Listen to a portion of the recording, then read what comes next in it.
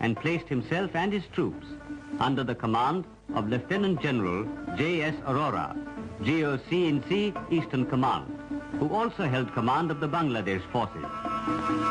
At the Dhaka golf course, the Dhaka garrison formally laid down their arms before Lieutenant General Sagat Singh, GOC 4 Corps. Thus, the Indian armed forces brought the dictators to their knees and the Bengalis to freedom.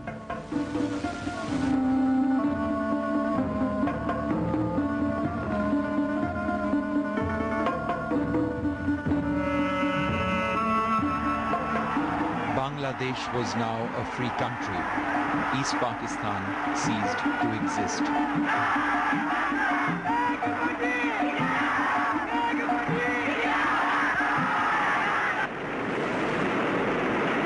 Madam Prime Minister, you are not only the leader of the great people of India, you are the leader of the people of Bangladesh.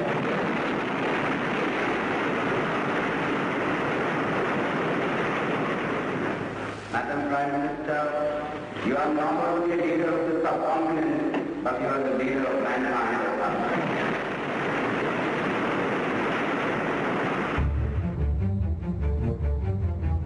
It had been the Indian Army's finest hour. The campaign in East Pakistan, a modern-day blitzkrieg. In a period of 12 days, Indian armed forces had waged what observers then saw as the most decisive liberation campaign in military history. 75 million people won their independence in one lightning strike. 93,000 Pakistani soldiers were taken prisoner of war. But if the Pakistani forces had collapsed, they had not done so without a fight. The victory in Bangladesh was more the result of a brilliant military campaign and less the result of an inherent weakness in the Pakistan army.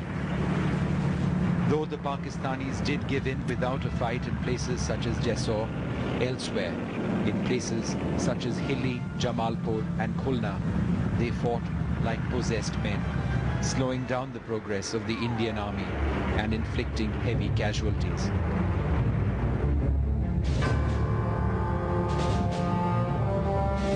Pakistani brigades and units often fought brilliantly. What ultimately took a beating was the image of the Pak army as a whole and its once vaunted soldiery. One example of a dogged defense by Pakistani forces was in Jamalpur, where despite being encircled and hit by accurate Indian artillery shelling, the Pakistani commanding officer refused to give up. Responding to a letter addressed to him by an Indian brigadier, Lieutenant Colonel Sultan Ahmed said, "Dear Brigadier, hope this finds you in high spirits. Thanks for the letter. We here in Jamalpur are waiting for the fight to commence. It's not started yet, so let's not talk and start it. 40 sorties, I may point out, are inadequate. Please ask for many more. Your remarks on your messenger being given proper treatment are superfluous. Shows how you underestimate my boys. I hope he liked his tea. Give my love to the Muktis. Hoping to find you with a sten in your hand instead of the pen you seem to have so much mastery over. Most sincerely, Commander, Jamalpur Fortress."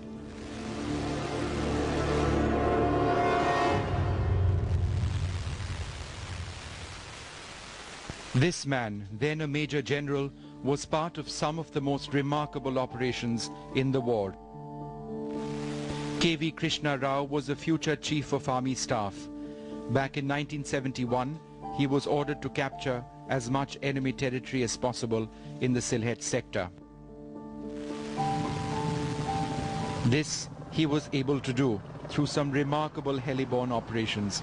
8 Div eventually heli-dropped 1 battalion, or approximately 584 troops, to the outskirts of Sylhet between the 7th and 9th of December.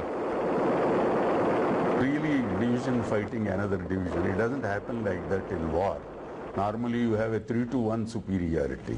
Here it was 1-1.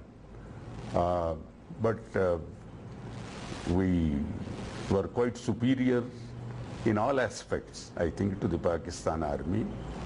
They gave a good fight initially, but later on they got rattled, particularly when I used a heli-borne force to be dropped close to Sylhet.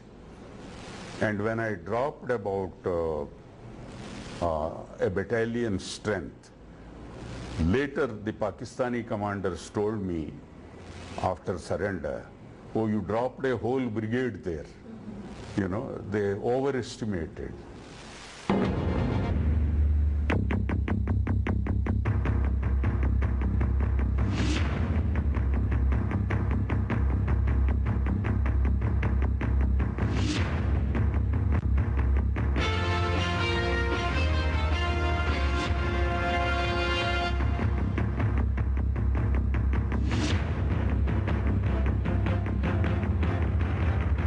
Indian Army.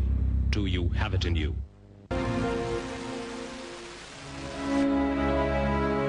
By late 1971, the situation in East Pakistan had become untenable.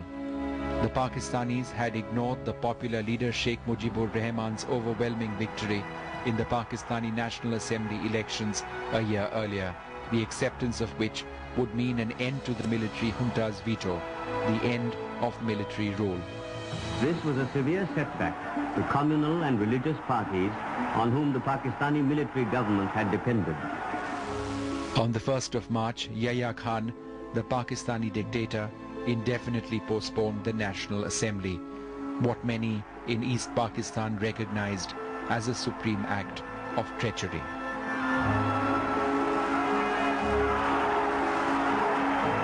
East Pakistan was plunged into a crisis. Riots broke out. The Sheikh's calls for a non-violent movement were being ignored. Lieutenant General Tikka Khan, the newly appointed martial law administrator, arrived in Dhaka to take on the patriotic fervor which was overrunning the East. Tikka Khan's response, "Give me enough force and I'll crush them in 48 hours. Tikka Khan went on to wipe out Dhaka University, a center for the spread of liberal and democratic ideology. Thousands of intellectuals were killed as the Pak army swept in to sweep out popular visions of independence. What resulted were mass rapes, murders, and systematic destruction.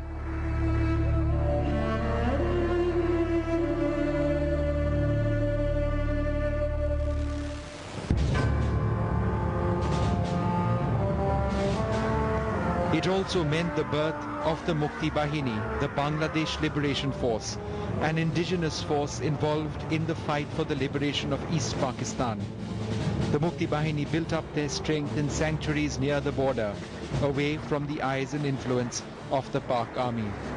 Several of the freedom fighters who were recruited were educated and were trained, armed, and given operational experience at these camps. At its peak, 2,000 Mukti Bahini guerrillas were being turned out for operational duties. But by early 1971, a cataclysmic deterioration of the conditions in East Pakistan meant the inflow of millions of refugees into India. People forced to leave their homes in the face of what some began to refer to as a genocide.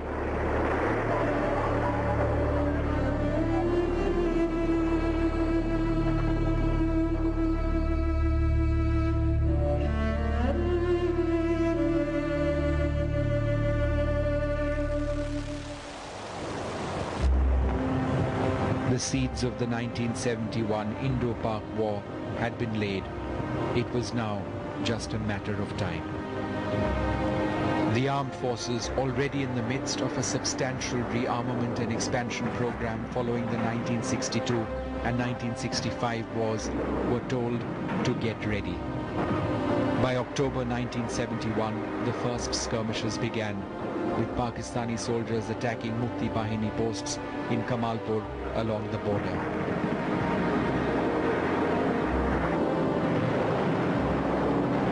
In November, there were a number of airspace violations over Indian territory.